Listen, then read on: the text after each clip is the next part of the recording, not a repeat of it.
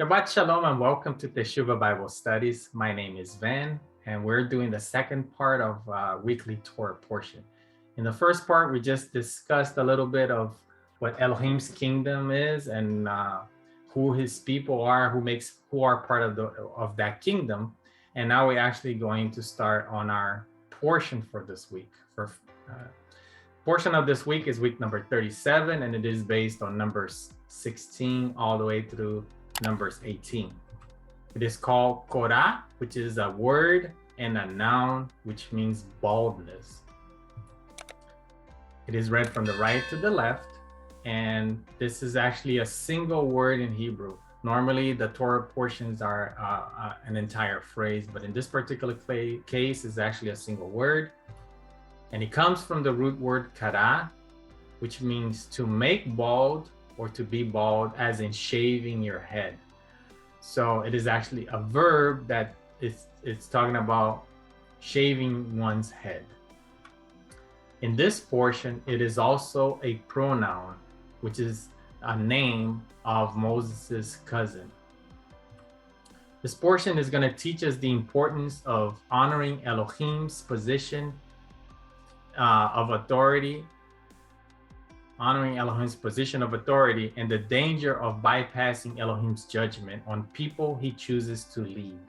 So it's going to talk about the dangers of being rebellious against those Elohim put in authority. It also is going to show us the importance of not using man-made standards to become self-righteous, and how Elohim rejects that type of attitude, even if it's using his own words to justify this, of course, using his words out of context. And lastly, this portion is going to teach us the importance and the value of being content with what Elohim has given us, and the dangers of inappropriate ambition. The first verse in this portion is Numbers 16, verse 1, and it ends in the second part of the first part of the second verse. Otherwise, it feels like it's an incomplete sentence for some reason that was cut. So I put the second part of the first part of the second verse, and it says the following: Korah, son of Itzar, and son of Kohat, and son of Levi, and a certain Reubenites, Datan, Abiram, sons of Eliab, and On, son of Peleh, took man and rose up against Moses. The lessons of this portion. We're going to talk about the lessons of being content, the lessons of contentment, and we're going to talk about rebellion, witchcraft, and idolatry, and what they have in common. These are some connections that we usually don't see in the English language, but when we look at the Hebrew original language, we're going to see where these three things actually connect, and the dangers of following into that trap, right? I always start with a verse in Hebrew and try to see what I can glean out of it. So it's going to be the same verse that we just read. That's why I didn't talk a little bit about it there, because I knew I was going to bring that up over here. And we can see here that the word that they rose up is directly tied to a type of rebellion. So the most telling part when I was reading this part of the verse is not very obvious even in Hebrew, but that when we start reading the genealogies or start reading the previous portions, we're going to see that Korah is actually the cousin of Moses. So for me, the most telling part and the most shocking part about this verse is that sometimes rebellion comes from our own family. Sometimes rebellion and jealousy comes from those who are actually close to us, those who are near us, and usually that type of rebellion or that type of jealousy or betrayal hurts even more.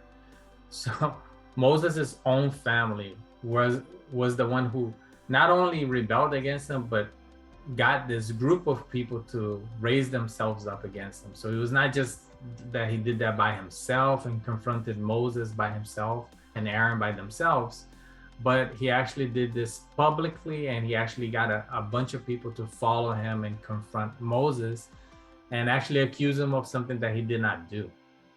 And that's something that we can learn because it happens even today. Most of the time, or a lot of times, this type of rebellion actually happens within our inner circle, within our home group. And we see that happening all the time within the different religions or the different groups that we are part of a congregation. And sometimes because Elohim lifts us into a position of authority, or he may lift you up in a position of authority. And that's something that you probably can and should expect when you are put in that position. As soon as you are put in a position of authority, there's going to be people around who are going to be jealous. There are going to be people around who are going to challenge you in the things that you do when you are serving Elohim. So that's something that stood out for me in this verse. And like I said, it had nothing to do with the actual Hebrew, but just because of the context of what was happening around, right? Now, one thing that we can derive from the Hebrew, and we talked a little bit about it on the previous slide, is that the name Korah, right? The Hebrew meaning of that name is already somewhat tied to rebellion and somewhat tied to idolatry. And we know that a lot of times in Hebrew, the names actually have meaning and they actually reflect the person's character. We see this over and over again, that the name is given according to that person's character. And Korah, meaning baldness, was given to this particular person because of his rebellious nature. Now, of course, just saying someone is bald doesn't equate to rebellion, but we got to think about the context and we got to think about when this was written. And we know that this was part of a lot of the idolaters' nations around Israel when they seeked their false deity, their Elohim, their false god. A lot of times they would shave their heads as part of a ritual. So that's where we kind of see a connection between the baldness, or to make oneself bald, tied to idolatry or ritualistic worship of false deities. So there's nothing wrong with shaving your head. There's nothing wrong with having a bald head or cutting your hair. But in this exact context, it was something that was prohibited to the Israelites because of the neighboring nations and because of these rituals that they used to do to seek the false gods. Elohim wanted to set his people apart from the other nations. So there's a lot of instructions that they were given is so they could set themselves apart from other nations. And this was one of them.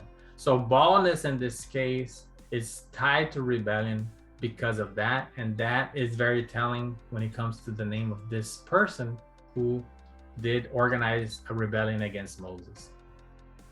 All right, so lessons we can learn from contentment. That's going to be the first lesson of this portion.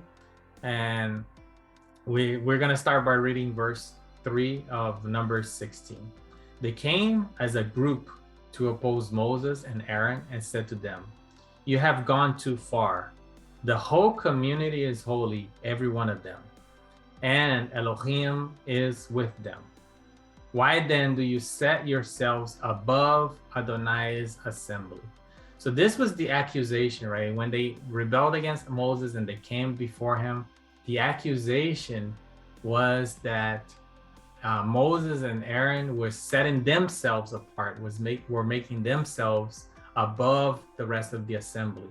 So they were accusing Moses and Aaron of doing something they actually did not do, because it was Elohim who set them apart. It was Elohim who chose them to lead. And it's interesting that they use the whole community is holy, every one of them, right? It's interesting that they use that language. That's exactly what I'm going to talk about when we use Elohim's own words to justify our intent, to justify our agenda, right? So to understand this context a little bit better, let's take a closer look at who these men were. Who are these men who revolted against their Elohim and against Elohim's appointed leaders, right? We see in verse 2, right before this one, talking about these men that they gathered together, right? It was 250 Israelite men, well known in the as community leaders who had been appointed as members of the council. So these weren't just nobodies, right? They were already people who were put in positions of authority. They already had positions that were elevated and had privilege over the rest of the rest of the community, the rest of the assembly. But yet they weren't satisfied with that. They wanted more. They wanted to get the positions that Aaron and Moses were occupying. So we can see Moses's response saying exactly that, showing exactly what I just said in verses 8 through 10. It says, Moses said to Korah, now listen, you Levites. So we can see here that they were Levites. Isn't it enough that the Elohim of Israel has separated you from the rest of the Israelite community and brought you near to himself to do the work that at Adonai's tabernacle, to stand before the community and minister to them? He has brought you and all your fellow Levites near himself, but now you are trying to get the priesthood too. So we can see here that they already were in a privileged position. They already were set apart to be closer to Elohim, but they were setting their eyes in a position that did not belong to them. Just to be clear, everybody who was a priest or a Kohen or a high priest were also Levites, right? Going back to that same type of illustration where all Floridians are still Americans, but not all Americans are Floridians. The same thing applies here, where to be part of the priesthood, you have to be a Levite, but not all Levites were part of the priesthood. They were actually a group within a group that was set apart even closer to Elohim by Elohim. They had to be descendants of Aaron. So it had to be Aaron and the descendants of Aaron who were the only ones who were qualified for the priesthood. So it's interesting that these Levites, they were jealous of their Moses and Aaron's position and his children's position, and they wanted to get that for themselves. We can see that their motive wasn't pure. They just wanted to overthrow Moses because they blamed them for Elohim's judgment over them, over the mission of the spies of the land of Canaan. So that's another thing too. Their motive was not, they weren't pure in motive, and they were angry at Moses for their judgment that they received when they sent the spies that we studied in the last portion to the land of Canaan. And when they came back with the negative report, and Elohim said, none of you are gonna enter the promised land. None of you are gonna be able to enter the promised land. They were not content with the judgment of Elohim, and they needed to blame somebody. They wanted to blame somebody, so they decided to try to overthrow Moses and see if they could change their lot, change their position before Elohim. So we can see here that there's a lot of negative motives and negative reasoning behind this rebellion, right? Korah and the people were enticed to become self-righteous based on the actual scriptures, and it is probably how he convinced the other community leaders to follow his discontent with this position, with his position, right? So, for example, the statement that he just made that the entire community is holy and the entire community is set apart, he's not lying. He's not saying something incorrect, right? He's saying something out of context, but that is something that Elohim said several times before. He said this in Leviticus chapter 11, verse 44 and 45, and also Leviticus 19:2, Leviticus 27, Leviticus 20:26, And lastly, Leviticus 21 verse 8, before all this, which he was saying, be holy for I am holy, be set apart for I am holy. So he was actually commanding and commanding all the Israelites to be holy, because he is a holy Elohim. So he wasn't wrong by saying that the whole community is holy. That is correct. So he was actually using Elohim scriptures. That's why I said at the beginning that when we become self-righteous and we try to use Elohim's word out of context to justify our attitude or to justify the things that we are doing, it is not something that is valid in Elohim's eyes, and probably angers him that we're using his word out of context. I don't know who else uses Elohim's word out of context. Can you think of someone who does that? I'll give you a hint. He was tempting Yeshua in the desert, right? And he was using Elohim's words. He also used Elohim's words against Adam and Eve. So knowing Elohim's words is not enough, especially when you try to use it as a weapon to justify your rebellion or to justify when you're doing something against Elohim's will. So let's not join that club. Let's not join that group, right? Which is, if you haven't figured it out yet, I'm talking about Hasatan, Satan, or the serpent. All right. So the issue was that they did what most of us actually do. We actually all kind of do this, right? Which is to take the verse out of context to fit our agenda and desire. We all are guilty of that at one time or another. And this is something we need to stop doing if we are doing. If we're in the habit of using Elohim's word to justify sin or to justify rebellion, we need to stop doing that. So by trying to overtake the position of one that Elohim has set apart in the leadership position, and to go against Elohim himself if you're wrong, right? So when we do this, it's very dangerous that we actually may be going against Elohim himself. So be very careful when you attack someone that Elohim has put in a position of authority, because if you're wrong, you're actually going against Elohim himself, right? So it's not wrong to call out people if you think they're doing the wrong thing. But if you do it without consulting Elohim first, you might be in danger of actually being rebellious against Elohim himself. We see this in verse 11. It is against Elohim that you and all your followers have banded together. Who is Aaron that you should grumble against him? So when these people gathered together to grumble against Aaron and to grumble against Moses, they were actually grumbling against Elohim.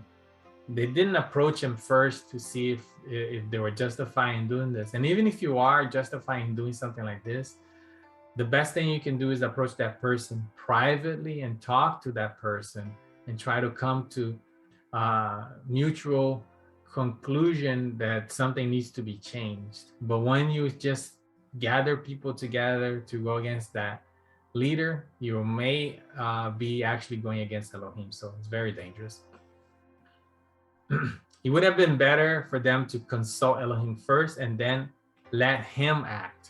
That is what Moses actually did, instead of justifying himself based on his own merits and thoughts, right? So when they approached them the incorrect way, once again, Moses is showing an example of how we should approach situations like this. So he didn't justify himself and say, look, I am Elohim's chosen. I am, I'm doing Elohim's will. He didn't do any of that. He didn't defend himself. What he actually did was, let's go before Elohim, all of us, and let Elohim speak for himself, and he will justify me if I need to be justified, or he will take me down if I need to be taken down. And they actually did that. So we see in verses 16 all the way to the the end of verse 32, we see this entire process where Moses actually suggested that they seek Elohim and see who is correct. And we can see in verses 31 and 32 that it didn't go as Korah hoped for. When they did approach Elohim, it says, As soon as he finished saying all this, the ground under them split apart, and the earth opened its mouth and swallowed them and their households and all those associated with Korah, together with all their possessions. So when they finally consulted Elohim and they approached him to see who was correct in the situation, Elohim responded by swallowing all of them into the ground. They learned that they needed to be careful what they wish for, and it was no accident the form of judgment that was chosen here.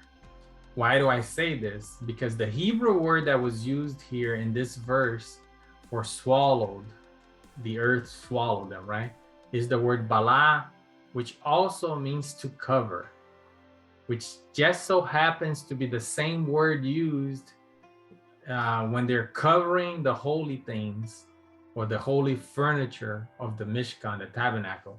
So it's very interesting, this parallel. It wasn't by coincidence that this was chosen, right? We can see here that the word bala in Hebrew is the word for swallowing, but it is also the word for covering. And this is the same word used when they had to move the furnitures from the Mishkan from one place to another. It needed to be covered. It was used the same word bala. So they were demanding to be treated as holy, and Elohim obliged, right? Because the holy things are covered. That's why I think it was almost comical the way Elohim chose to deal with the situation. It wasn't by coincidence. There are no coincidences in scripture.